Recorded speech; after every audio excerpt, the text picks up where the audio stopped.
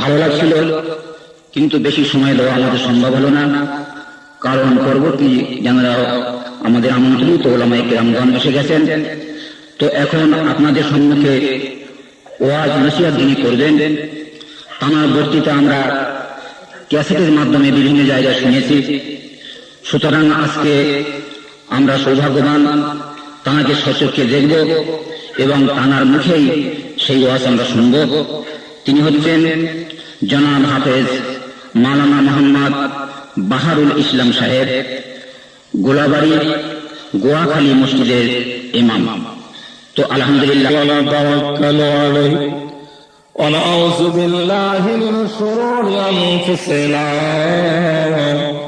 ومن سيئات أعمالنا من يهدي الله فلا مضل له ومن يضلله فلا هادي له শ্রদ্ধেয় মুআজ্জাজ উলামা ইকরাম, আমার দিন দরদ ইসলাম দরদি নামাজি জাকির মোমেন মুসলমান ভাইরা এবং আমার নওজওয়ান তরুণ ভাই যারা ছোট ছোট কুচি কাঁচা কিশোর কিশোরীরা পর্দা আশেপাশে থাকা আমার ধার্মিকা মা ও বোনেরা,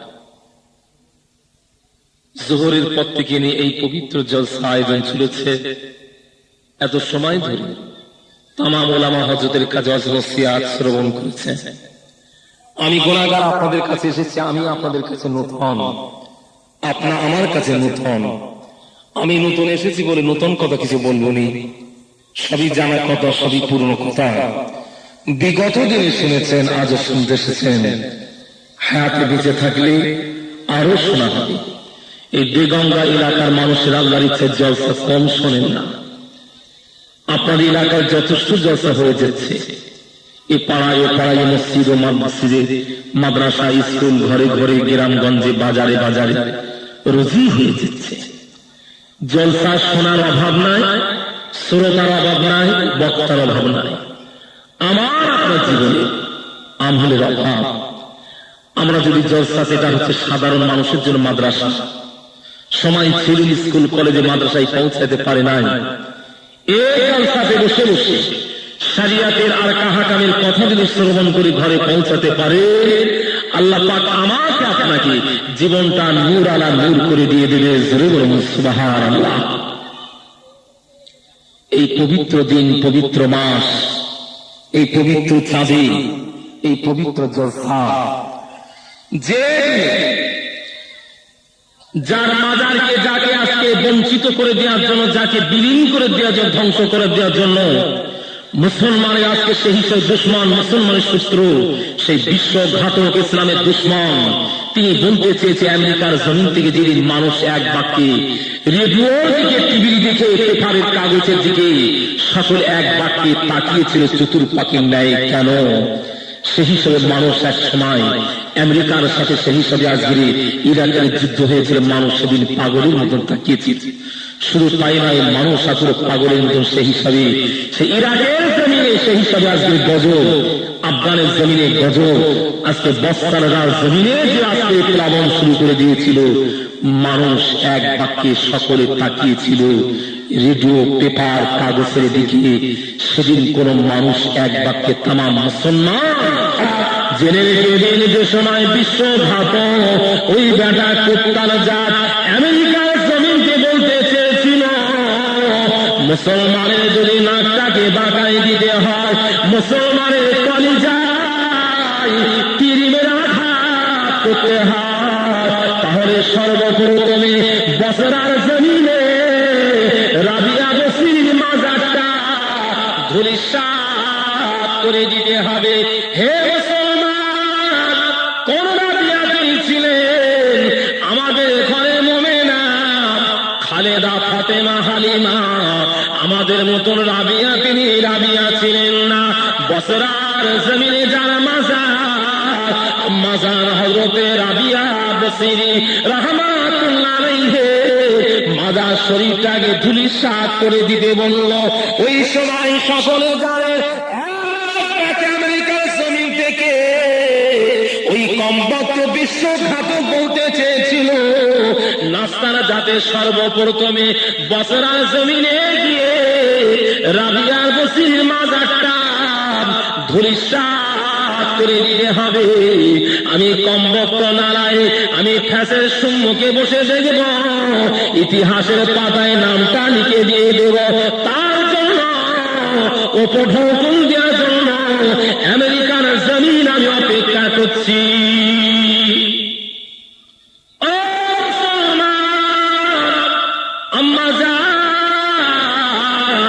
হযরত রাবিয়া বসির রাহমাতুল্লাহ আলাইহি কেমন মহিলা ছিলেন? রাবিয়ার পীর হযরতে হাসান বসরি রাহমাতুল্লাহ আলাইহি হাসান বলেছে, হে আমার রাবিয়া, ও রাবিয়া, তুই আমার মুরিদার রাবিয়া রে, জীবনে কি ইবাদত করেছি রে, জীবনে কি বন্দী করেছি রাবিয়া, আমি তোর পীর, আমি তোর মুর্শিদ, আমি দেখতে চাই আমার সম্মুখে রাবিয়া কিছু মুজিজা আমাকে দেখাই দে, আমি তোর মুজিজা দেখতে চাই। রাবিয়া বসরি বলেছিলেন, ও আমার পীর, আমার মুর্শিদ, আপনি আমার পীর, আপনি আমার মুর্শিদ, আপনি সর্বপ্রথম আমাকে মুজিজা দেখান, আমি তার পাপে মুজিজা দেখাতে চাই। আপনি আমার পীর হয়ে আমি রাবিয়া আগে মুজিজা দেখাতে পারি না। আল্লাহর ওলি বলেছিলেন, ও রাবিয়া রে, ও রাবিয়া বসরি রাহমাতুল্লাহ আলাইহি, দুনিয়ার মানুষ মসজিদে মাদ্রাসায় নামাজ কালাম পড়ে রাবিয়া, দুনিয়ার মানুষ মসজিদে মাদ্রাসায় খানকা শরীফে নামাজ কালাম পড়ে, হুজরা শরীফে নামাজ কালাম পড়ে। ও রাবিয়া রে, দুনিয়ার মানুষ ঘরে ঘরে বারান্দায় নামাজ পড়ে, আমি তোর পীর হাসান বসরি রাহমাতুল্লাহ আলাইহি দরিয়ার পানির উপরে দাঁড়িয়ে নামাজ পড়তে চাই। জোরে বলুন সুবহানাল্লাহ। আল্লাহর ওলি হযরতে হাসান বসরি রাহমাতুল্লাহ আলাইহি দরিয়ার পাশে দাঁড়িয়েছে, দরিয়াকে লক্ষ্য করে বলেছে, হে দরিয়া, ও দরিয়া, যে খোদা তোকে বানিয়েছে, আমি হাসান, সে খোদা আমাকে বানিয়েছে। হে দরিয়ার পানি রে, যে খোদার হুকুমে তুই জোয়ার ভাটা খেলতে থাকি, আর আমি হাসান সেই খোদার ইবাদত বন্দি করি রে। হে দরিয়ার পানি দাঁড়িয়ে যা, আমি হযরতে হাসান বসরি রাহমাতুল্লাহ আলাইহি তোর পানির উপরে দাঁড়িয়ে দুই রাকাত শুকরের নামাজ পড়তে চাই। জোরে বলুন সুবহানাল্লাহ। হযরতে হাসান বসরি রাহমাতুল্লাহ আলাইহি দরিয়ার পানির উপরে দাঁড়িয়ে দুই রাকাত নামাজ আদায় করে নিয়েছিলেন। রাবিয়াকে বলে, হে রাবিয়া, আমি তোকে দরিয়ার পানির উপরে দাঁড়িয়ে নামাজ পড়ে মুজিজা দেখিয়ে দিলাম। ও রাবিয়া রে, তুই আমাকে মুজিজা দেখা। রাবিয়া বলেছে, আমার পীর, আমার মুর্শিদ, দুনিয়ার মানুষ মসজিদে মাদ্রাসায় নামাজ কালাম পড়ে, খানকা শরীফে হুজরা শরীফে নামাজ কালাম পড়ে, ঘরে ঘরের বারান্দায় নামাজ পড়ে। আপনি আমার পীর, আপনি আমার মুর্শিদ, দরিয়ার পানির উপর দাঁড়িয়ে নামাজ পড়েছেন, আর আমি রাবিয়া বসরি রাহমাতুল্লাহ আলাইহি হাওয়ার উপরে দাঁড়িয়ে শূন্য অবস্থায় রাবিয়া নামাজ পড়তে চাই। জোরে বলুন সুবহানাল্লাহ। কাকে বলে মানুষ? আল্লাহ ওয়ালা মানুষ কাকে বলে? আল্লাহ মাহবুব বান্দা বান্দি কাকে বলে? রাবিয়া দাঁড়িয়ে গিয়েছে আজ হাওয়ার কাছে, হাওয়াকে হুকুম, হে হাওয়া দাঁড়িয়ে যা, যে খোদার হুকুমে তুই দৌড়া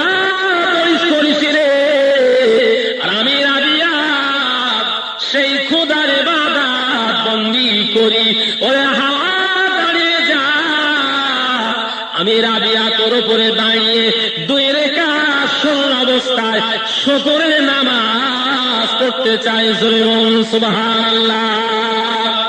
ও মুসলমান, মুসলমানের দুশ্মন, জানি দুশ্মন, ইসলামের দুশ্মন ওই বিশ্বঘাতক আমেরিকার জমিনকে সর্বপ্রথমে 3টে হেলিকপ্টার পাঠিয়ে দিয়েছিল বসরার জমিনে নাস্তার যাতে রাবিয়ার মাজারটা ধূলিসাৎ করে দিতে চায়, মুসলমানের কলিজায় তীর মেরে আঘাত করতে চায়, মুসলমানের কলিজা খানা মাথা খানা নিচা করে দিতে চায়। ওই সময় 3টে হেলিকপ্টার একই গতিতে দৌড়ায়।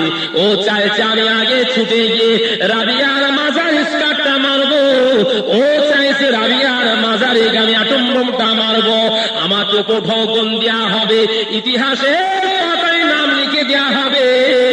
সকলে গতিতে গতিতে দৌড়ায়। আল্লাহ নানাইগুলোকে তাদের ডানায় ডানায় ধর্ষণ করে দিয়ে ওই ব্যক্তিগুলোকে টুকরা টুকরা করে বসরার জমি আল্লাহ ফেলে দিয়ে জনমের মতন জাহান্নামে পাঠিয়ে দিয়েছিলেন। জোরে বলুন সুবহানাল্লাহ। ও মুসলমান, মুসলমানের যা একটু ইমান ছিল, 1 পাতা 2 পাতা, 1 পয়সা 2 পয়সা মান ছিল। গত পিছনে ইলেকশন হয়ে গিয়েছে, নেতার দল তাম মুসলমানগুলোকে বেঈমান করে দিয়েছে।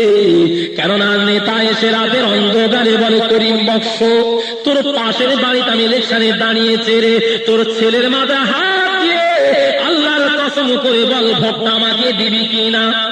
সে বলল ঠিক আছে আল্লাহর কসম করে বলছি 200 টাকা তোকে দেব, আল্লাহর কসম করে বল ভোটটা আমাকে দিবি। ও নেতা এসে বলছে হে রহিম বক্স রে 500 টাকা তোকে দেব, আল্লাহর কসম করে বল তোর ছেলের মাথা হাত দিয়ে বল ভোটটা আমাকে দিবি। ও গো মুসলমান, ঈমান তোমার আছে কি একবার নিজের মনের কাছে একবার জিজ্ঞাসা করে দেখো। তোমার দোয়া, তোমার ইবাদত, তোমার নামাজ কালাম আল্লাহ দরবারে কি কবুলিয়াত হতে পারে? খোদা কবুল করতে পারে না। জেনে রেখে দেন বন্ধু, আমার সময় সংখ্যা লম্বা করব না। আমার কমিটি সাহেব আর একটা দিক নির্ণয় করে দিয়েছে।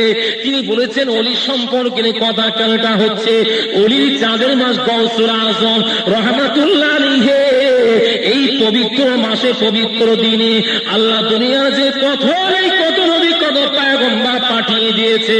আর গৌসুল আজম রহমাতুল্লাহ আলাইহি একটা গাছের পাতাকে আর জঙ্গলে পাহাড়ের চূড়ায় দাঁড়িয়ে দেয়, পাহাড়ের ঝরনার পানি খেয়ে 18 বছর জঙ্গলে আল্লাহর ইবাদত করেছিলেন।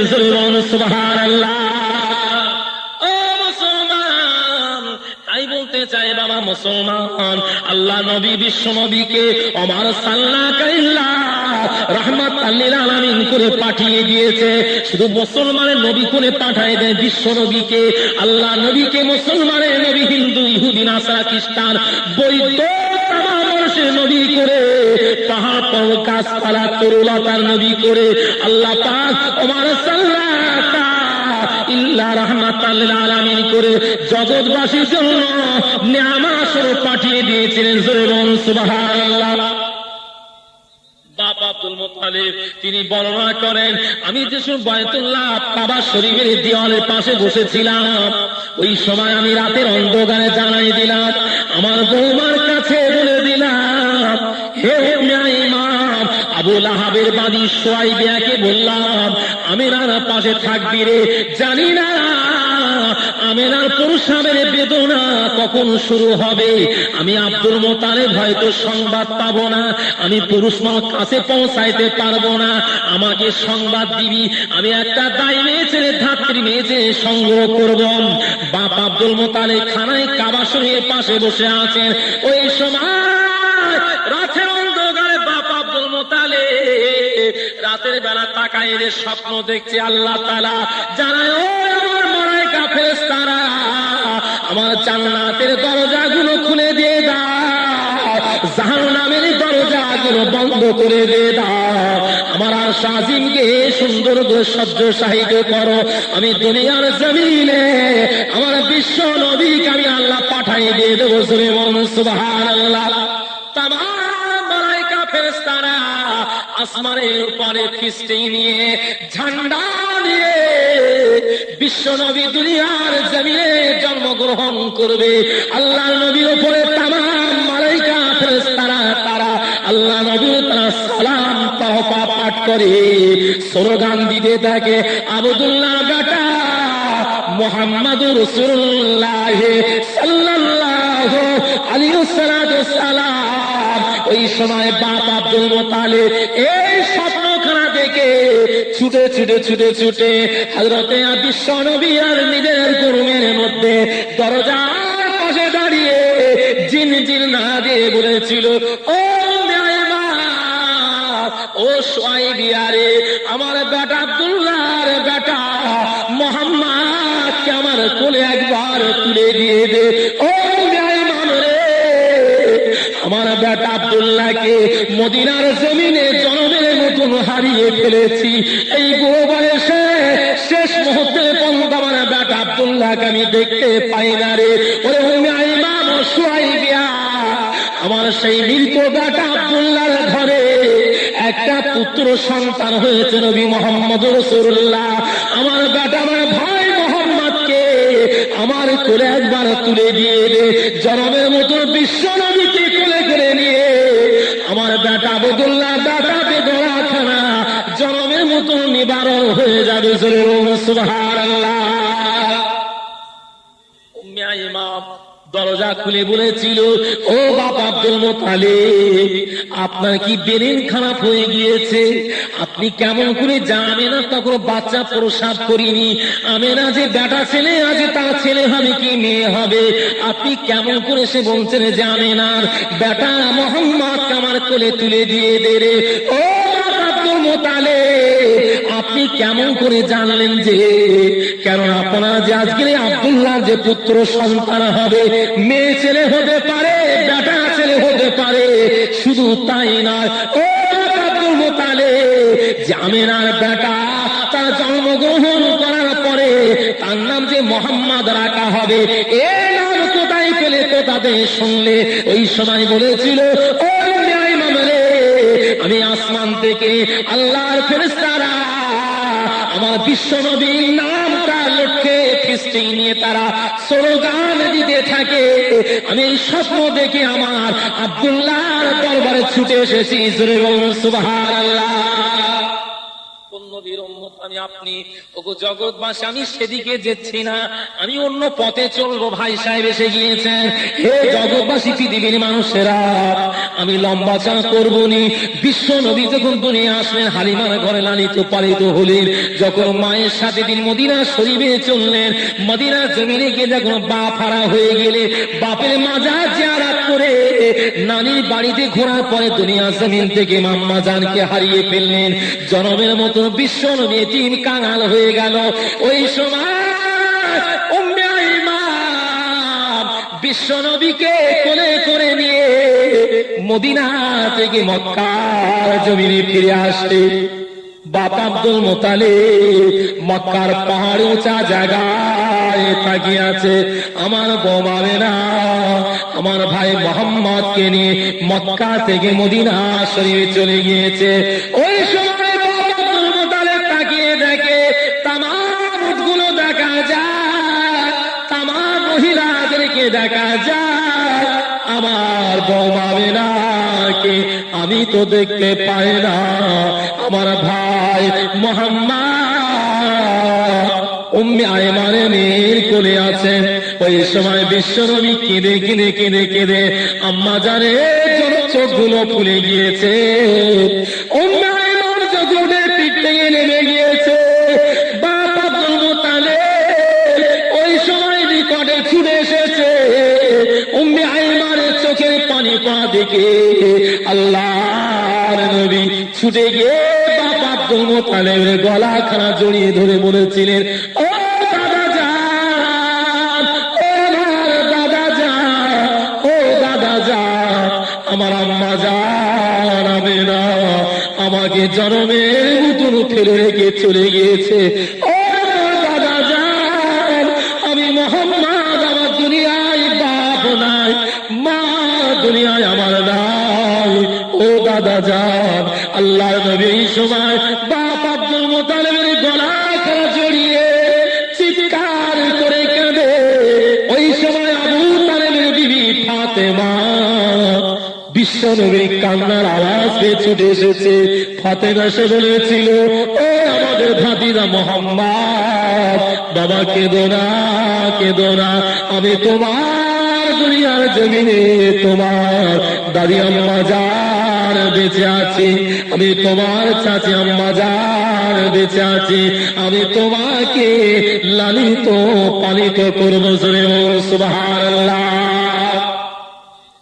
হে মুসলমান, ওই সময় বিশ্ব নবীকে বাপ আব্দুল মুতালিব তিনি লালিত পালিত করলেন।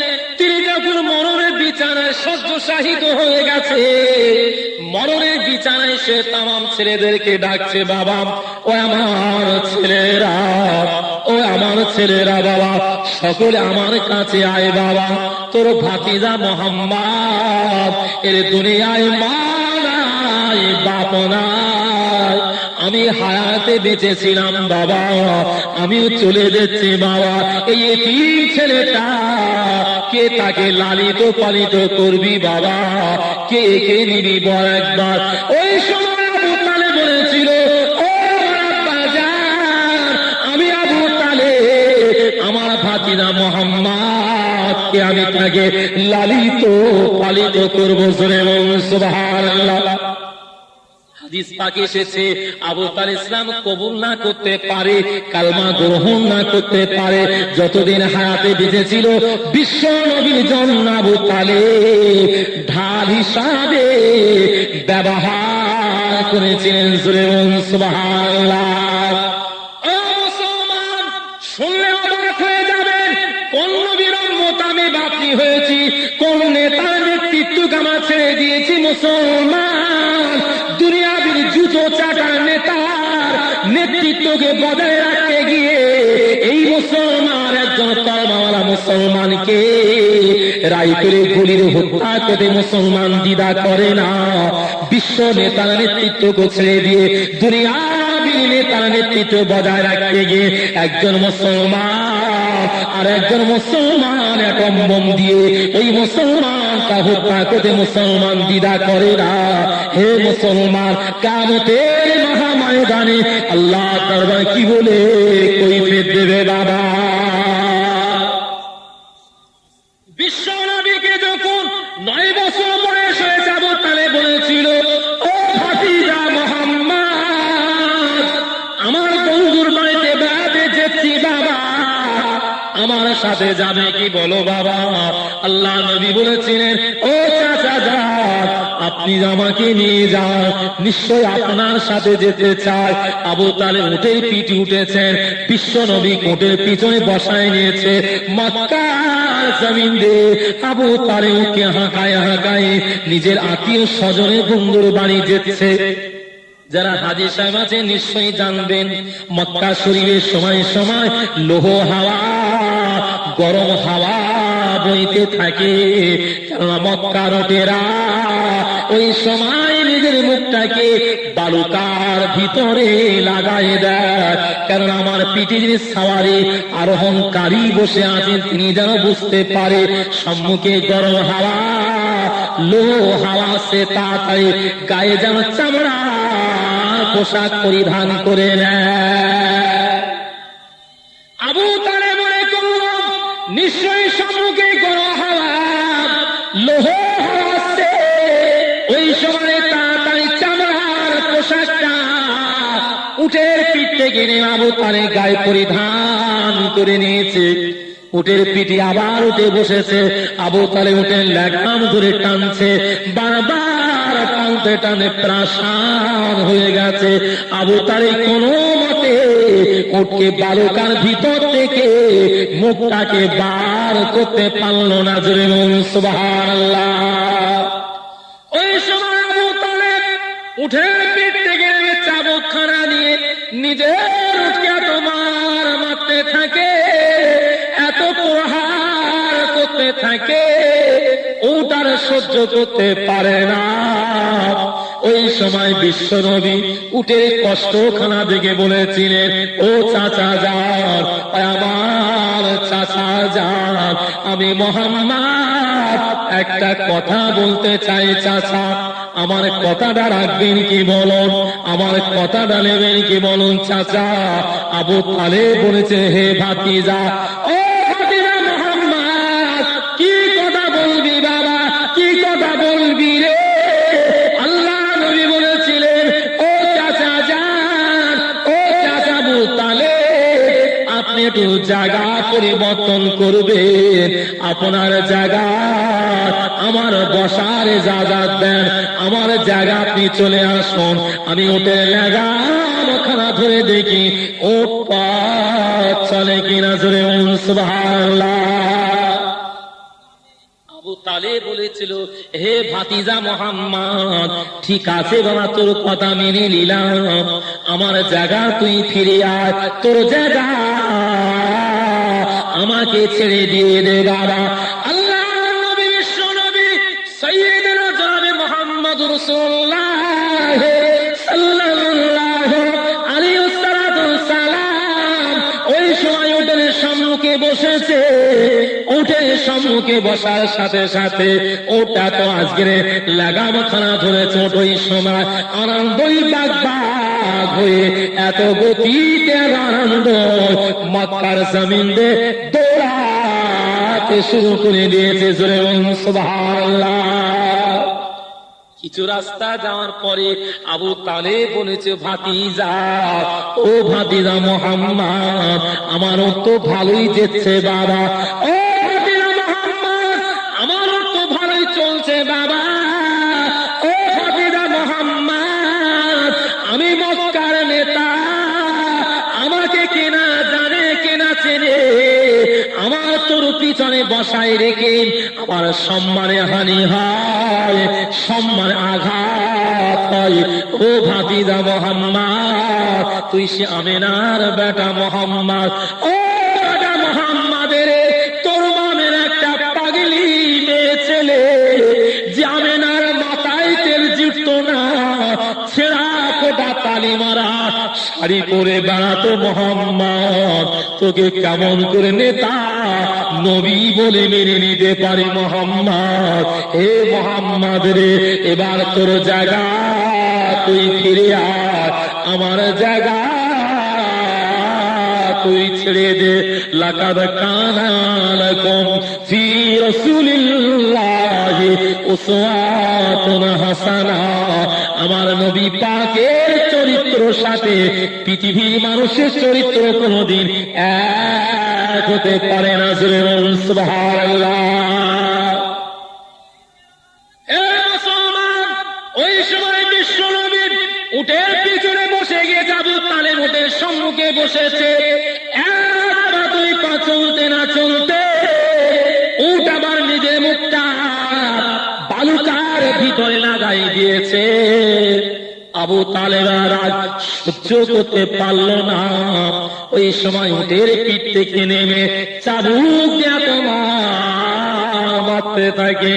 চাবুকের আঘাতে উট সহ্য করতে পারছে না, একবার পিছনে পাউচা করে, একবার সম্মুখের পাউচা করে, নিজের মুখটাকে বার করে না। তামাম শরীরটা ফেটে ঝরনার পানি দেয়, টপ টপ করে রক্তপাত হয়। হাদিস পাকে লেখা আছে, ওই সময় উট নিজের মুখটাকে বালুকার ভিতরে বার করে দিয়ে আবু তালেবের মুখের কাছে মুখটা লাগিয়ে বলেছিল, ও আবু তালেবের, আব্দুল মুত্তালিবের বেটা আবু তালেব, তোর চাবুকের আঘাতে যদি আমাকে মারতে মারতে আমার কলিজা খানা পেটে মারা যায়, তাহলে দুঃখ না। আমার বিশ্ব নবীকে কোনদিন তোর পিছনে বসিয়ে রেখে আমি কোনদিন তাকে বেউসত করতে পারি না, জোরে বলুন সুবহানাল্লাহ। হে আবু তালেব, আমার গায়ে খোঁড়া রক্ত থাকতে আমি কোনদিন বিশ্ব নবীকে তোর পিছনে বসিয়ে রেখে অপমান বেজ্জত করতে চায় না। হে মুসলমান, আর আল্লাহ তাআলা বিশ্ব নবীকে শুধু মানুষের নবী করে পাঠায় দেন। আল্লাহ আমার মখলুকের নবী করে রহমান